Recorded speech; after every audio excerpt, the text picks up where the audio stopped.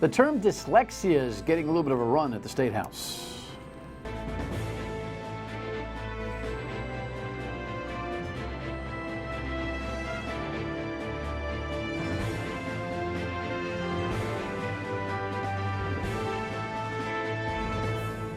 The Dan York State of Mind program is brought to you in part by Lookout Rhode Island and Takeo Comfort Solutions. So here's the thing. This term dyslexia is this thing that I think most people know. Yeah, people have trouble reading, but I don't think most of us really have any understanding of the nuances and the prevalence of it, reportedly. And tonight we're going to talk a little bit about the nature of the condition and the politics of it right now, because there seems to be a little momentum to do something about it or address it in the public school system, because right now it seems like it's one of those things that needs a big catch-up. Great to have you aboard. You know, on our Friday programs, we have the advantage to just kind of spread it out on an issue. I can't comment on today's news because we record our Friday programs on Thursday. I always offer that full disclosure in case you think I really missed something. We'll catch up on Monday. In the meantime, only a week or so ago, as I was getting ready for the final sprint for the General Assembly's late session, the Speaker of the House was here, and he brought up the concept. 1 out of 5 kids, almost 20% of our student population has some form of dyslexia I'm learning, and we're not addressing that at all. It's infuriating because you're leaving behind a large chunk of our student population. What can you do about that?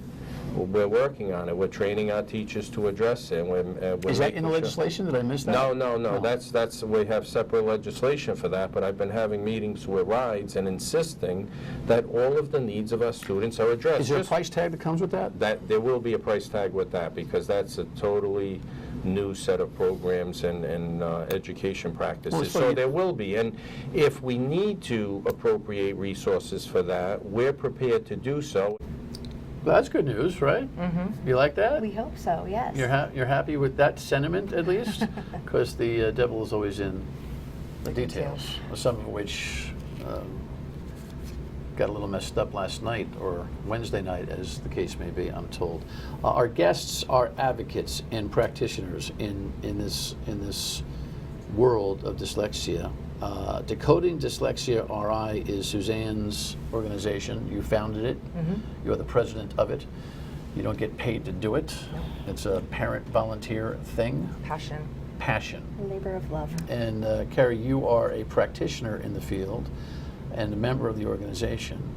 So let's have at it. There's no rules here. I know you've got postcard and good notes and charts and stuff and all that kind of thing. But well, Dan, I'm glad that you talk to me about this thing. Dyslexia is defined as what? Well, I'm glad you brought that up. I'm assuming that when your listeners think about dyslexia, the most common thing to think about is the response that I get from most even teachers is, isn't that when people flip their B's and D's? That's kind of the most common misconception. See things in reverse. Right, and it's actually not a visual condition whatsoever. It's neurobiological in origin. So it is a brain-based learning difference where you actually, these people have a weak phonemic processing. And so what that means is there's a neural route that we use to connect this word comprehension area to a visual word form area in our brains, and that's actually how we read. And people with dyslexia have a weakened neural route there. So the flipping of the letters and having trouble reading is a result of that weakened neural route. Because reading is actually not a natural process for our brain. We don't have any genes that are coding us to know how to learn to read. We've actually created that neural route ourselves. It's pretty phenomenal how the whole process happened. So because of that, some students are better at connecting these areas than others. And the students that we work with, the students with dyslexia, they need some help connecting those various areas of the brain in order to crack the code and learn how to actually read the words. On one's own, does one understand that they're having trouble? Not until they're compared to others who seem to be moving past them Well, does it's somebody interesting, say, yeah. They see a difference. There's a They situation absolutely see a here. difference. Yeah, Like, and unfortunately, oftentimes they self-diagnose as less smart than their peers. There was an article that came out a week ago Tuesday that actually highlighted this process for one of my students. He came to me just this year. He was 15 years old and reading at about a kindergarten, first grade level, and he was in self-contained classrooms. In the public school, and he didn't actually get the diagnosis of dyslexia until he was 14 years old. And even then, he brought that diagnosis in, and there was one teacher in particular that said, "Oh, you don't have dyslexia." So, is if any teachers is aren't any in- is any teacher in a position to actually make that diagnosis? they're not, but what they are supposed to do under child find law, there's it's a federal law that they passed under IDEA. They are obligated to look for children that have learning disorders or potentially learning disabilities, and then they identify them and say, let's give them testing. They're not doing that right now, and that's the problem. So if you're a parent, you're not going to want to wait 3 or 4 years for your kid's a failure, so you go out and you pay the money and you have it done and you bring it back to them and you say, here it is. Oh, well, we're just going to look at that. We'll consider it, but we're really not going to follow any of that. Really? So and that's the problem. It's really important to identify these students early so that doesn't happen. Right. There's actually something called the dyslexia paradox that Dr. Nadine Gabb from the Gabb Lab at Harvard talks about, and that is that remediation, in order to be the most beneficial, should happen as early as kindergarten. However, most of the signs and symptoms that a teacher might be able to see wouldn't actually occur until 2nd or 3rd grade. So oftentimes these students aren't tagged until 2nd or 3rd grade, sometimes even later when they're exhibiting a comprehension problem, which is actually a decoding problem that's hidden. And so that's the paradox, is we need to be able to screen these students on 2 components, and that's what we want to see in the legislation. That's one of our number 1 asks. All right, we'll get to the legislation sure. in a second. So this notion of comprehension and decoding being different. Decoding, if I understand it, is being able to get all the information in the right synergy or in the right order in order to be able to comprehend. You can't comprehend if you can't get the information laid out the way it's supposed to be received, That's correct? correct. Oftentimes, teachers will teach strategies to their students of look at the picture or use context clues and take a guess. And that might work with a neurotypical student, but with a student with dyslexia, then they begin guessing words, and then they use that strategy as they continue through the grades, and it falls apart. Imagine reading something and every 5th word you're reading it incorrectly. You're not going to comprehend that story at all. Understood. Is dyslexia a unique condition, or is it commonly connected to other conditions? There are several comorbid. There are. So dyscalculia is one. It's a math disorder, but most doctors don't even label it that in Rhode Island or anywhere else. And that's a problem, because it's like cancer. If you have a specific kind of cancer and you don't call it cancer, that particular type, then the remediation that it takes in order to help you, they're not giving it to you because they're using something just kind of like a broad range, and you're not really getting what you need. So in the 1990s, they changed reading from phonics when we were kids to whole word. Yeah. And so that's a problem. Now we're starting to go back. Cranston is the 2nd largest city in Rhode Island, and they started to go back there doing foundations.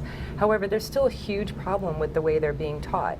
And we're looking more at something called response to intervention, which is RTI. It's a federal funded program.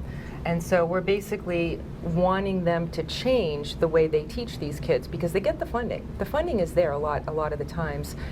It's the way they're using, it's the methods they're using in order to teach the kids. Why did you start this organization? Because I have a son who is profoundly dyslexic. So when he was in 3rd, 4th grade, he was reading at kindergarten level. He wrote like a monster, like I call it monster writing. He couldn't do math. What is wrong with my child? He couldn't tie his shoelaces, he couldn't do things. I'm like, hey, I had some of those problems when I was a kid. So I realized I'm an undiagnosed dyslexic. It's 50% of the people it's hereditary. So 50% chance of getting it. Why couldn't you tie your shoes? It has to do with, she knows. Well, actually, if Putting you go things in to order, understood.org, doing there are things chronologically? several Right, signs and symptoms of dyslexia that you can kind of see ahead of time, and tying shoes is one of those. There's also a comorbid condition called dyspraxia. that Comorbid, you keep using that term. Oh, sure. It occurs sometimes simultaneously. Although there's a term, there's a phrase. Morbid is scary for people. Right. Yes, you're right. It does. It comes from the root mort, which means death. You're right. I do a lot with morphology and parts of words. Great. However, That'll be the next show. If you meet one person with dyslexia, then you meet one person with dyslexia. It's also really important to know that oftentimes dyslexia comes with gifts in other areas. So some people with dyslexia are actually quite gifted in math, whereas others might have some dyscalculia presenting alongside it. All right, look, there's a tension on Smith Hill for this. When we come back, we'll figure out what they're doing next. So we're talking about dyslexia, and it has attention at the State House now. What has the state of Rhode Island, or even Massachusetts, been doing before we talk about legislation and bills? What is the current protocol, response, identification process, special ed, IEP environment? What has it been? I'm guessing you're going to tell me it's been inefficient. So I'll tell you. So small, but is there an educational orientation Process. to dyslexia right now that is satisfactory? In some Right now? states. Yes. In other states. Here. In Rhode No, Island? No. No. No. I guess the easy. Not yet. Dr. Wagner even mentioned this on his last. The former commissioner. Yes, State of Education. When one of his students asked what's being done about students with dyslexia, he even said not enough. Okay. Well, what's being done? Let's not pull any We're not punches here. there What's- yet. what's We going haven't. on? We haven't mapped it out. That's part of what we're doing. Is we're trying to create District a roadmap. by district, they do it in different manners. So. Does it require that we have a uniform process in a state for a dyslexia strategy? It would be helpful, we think. Does Massachusetts have one? Not yet. They just passed their law last year. And what did the Sorry. law do? They're still working on it. They haven't gotten there yet. They have a timeline too, so they have to meet it So they within didn't so pass many it. years. They They proposed passed it. They just haven't implemented everything that needs to be done. So But they're this is one of moving these faster. bills, is this too what you're looking for? A bill that kind of establishes that things have to be done but doesn't specify what has to be done? No, so we have access to a statewide network as Decoding Dyslexia. So most states are asking for 4 things. They're asking for early universal screening of 2 key indicators of dyslexia, which is not happening in many schools. It's phonological awareness and it's rapid automatic naming. Those have to be assessed. Phonological awareness and rapid Automatic naming. automatic naming. Yes, Okay, so- explain each. The word cat, how many sounds does it have? 1. How many sounds within the word cat does it have? K, a, t. I guess I responded to the idea of syllable. rather Yes, than- 1 syllable. Excellent. You're Yes, correct. right. 3 sounds. K, at. So there's 3. So a student would either be able to understand that, or they might need some remediation in that. That's a very simplified view of it. Rapid automatic naming has more to do with working memory. Students as early as kindergarten can be assessed on this. They could be given shapes or colors. It doesn't have to be letters, but they're just given something in a series fairly quickly, and can you name them? Those are the 2 key indicators. So if they are assessed, then and if they show weakness, then a student that young would be able to then go into a tier 2 instruction and begin a remediation process in that early kindergarten phase where it really makes a difference. Okay. And that's so- not special ed. That's not, no. Well, So you want every student to have this test, and those who have trouble with it the red flag will go up. Correct. Yep. Okay, well, Yep, that makes early perfect on. sense. Yep. Yes. So Well, how long is the assessment- test going to take on any given day? 20 to 30 minutes. It takes Hamilton. It depends. takes about 20 Yeah. to 30 minutes. They give free screening at Hamilton School Yeah. right now. They've done this. What is such a- Hamilton School? Oh, I'm sorry. Hamilton School is the dyslexia school at Wheeler. And so some of your prominent people like the governor, her son goes there. She's come out and talked about, he actually testified at the State House. So it's a very expensive school though. How hard is it to implement this? Expense, expertise, all of that? Well, it should be given with fidelity, meaning that the teacher should have some training in it. If there was somebody at RIDE that was able to do that training, perhaps they could be someone. Well, do you need a dyslexic team to travel through the schools, or is this something that ought to be done? Hey, listen, this is dyslexic training week or testing week. It happens on the third week of September in every school year, and everybody at every school has somebody that can do it. Is that how you That's want what it to we're get hoping, done? that there would be a dyslexia expert at every school. It's a model that other states follow. And a dyslexia expert is defined as, well, you're one. Somebody that's been trained in an IDA accredited approach to teaching. IDA is the International Dyslexia Association, and there's several approaches to teaching that they have accredited. There are also other programs like URI has a graduate certificate in dyslexia knowledge and practice, and they're aligned with IDA standards. And so what is the timetable and the investment necessary, or the time that it takes for any earnest teacher to have this ability or certification? How long does it take? That's something we would love to be thought partners with RIDE and with the legislators on. There are some trainings. What's your gut tell you? That Weeks, are a few days. months? No. I would say at least 2 years to be. Orton Gillingham is the gold standard approach to teaching, and the associate level is a 2-year program because it does include a practicum, and I went through it, and that's where you learn everything, is on your practicum, where you're observed, you get feedback.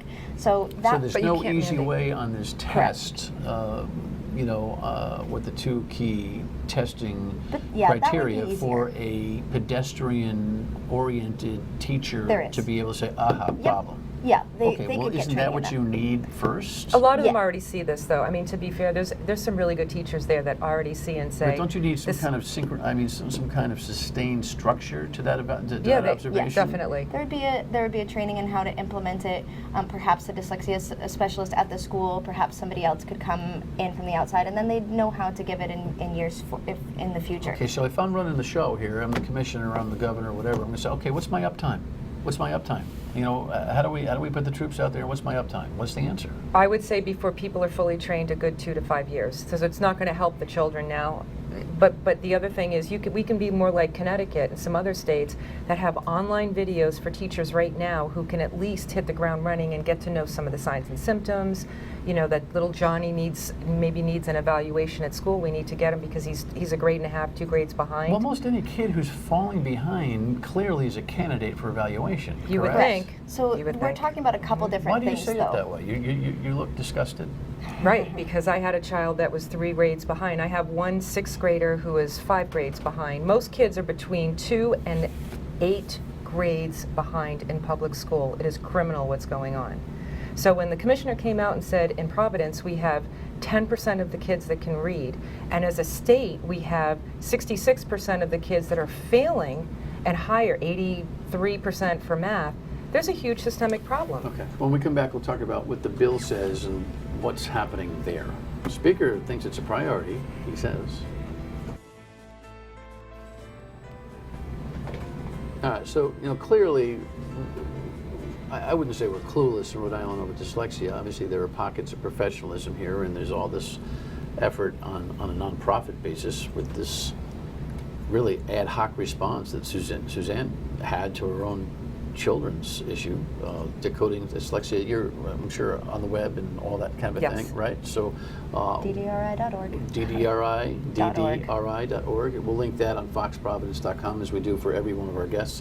All right, so quickly, what did the bill that's in the hopper do, and what happened last night or Wednesday night? Did something go awry? And we got to go through this pretty quickly. So very quickly, back in 2016, we put a bill in that already addressed the screening and it made it mandatory to test children to find the ones that are at risk or potentially with dyslexia. It also did professional development on training. There were a couple of things that it did in this.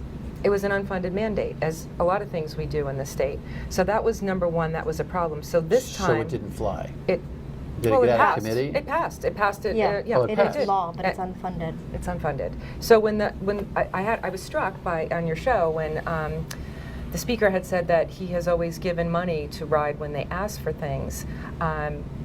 We had this pass, and it isn't gotten any money. However, what I liked is now he's really aware of what's going Yeah, on. obviously you've banged the drum loud enough that I mean, he brought it up Persistence. the other And the night. He's speaker like, is hey, really He's big very into supportive. curriculum as well. He And is. I would love to talk about another component of our bill that's incredibly important is we would ensure that all curriculum in K through 2 grades have a component of structured literacy. You can look up structured literacy on the International Dyslexia Association website, and it's essentially teaching the structure of words.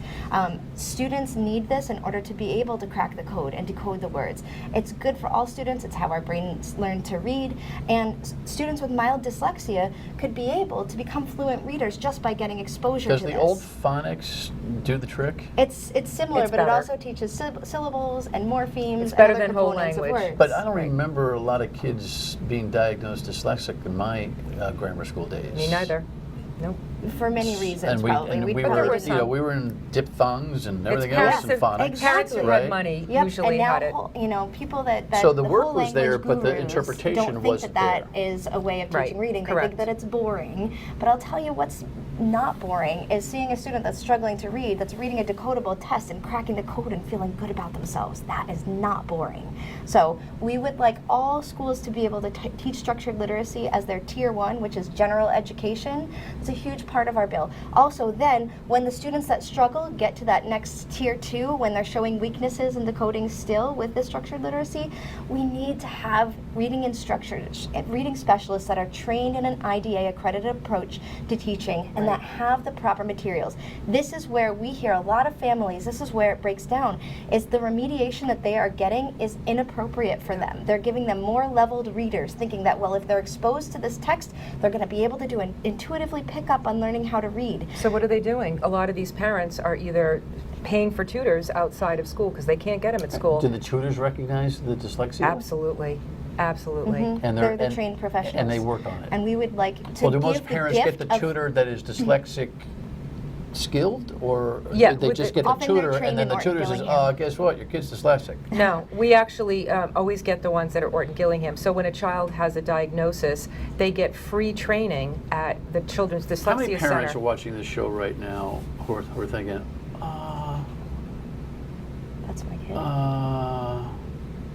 oh, And we would love to hear from them at Decoding Dyslexia. We would love to help you out. We would love to have your voices added to our push to have this pass is as it 1 out of 5 legislation. kids really in the schools? I would say easily, yes. Well, how many 1 out of whatever's families recognize that they've got it? They don't. They think Most- little Johnny's either being slow, he's not applying himself, he has ADD. A lot of 40% of the children that have dyslexia have ADHD. But the underlying problem, it's not anxiety, it's not depression. These teachers have been Those are saying it. secondary. Well, the to the governor. communication and reading comprehension / decoding problem causes a lot of the anxiety. Correct. Yep. Thank and you. if we could screen and Exactly. get those Pretty kids simple. Yeah. in kindergarten and then get trained teachers, trained reading specialists, tier 2 and 3, All right, so we it would solve a lot of problems. and a is the lot bill of going to on and pass? on You're and going to on. get the bill you want? I have 10 seconds. It's not going to pass this year. Why? Because we don't have it in the Senate. There's no, unless there's a senator we out there haven't that heard would like back to from take the it. Senate. All right, we'll do some work on We've the radio tried. side. We'll follow up. Thanks. Thank you. Good luck on this. Thank you. Appreciate your passion. Both of you. Appreciate your time. Final word when we come back. Exactly. So they're not going to get the bill they want. And the Senate is kind of on this. And if 1 out of 5 kids have the problem, what are we doing? We'll follow up. Have a great weekend.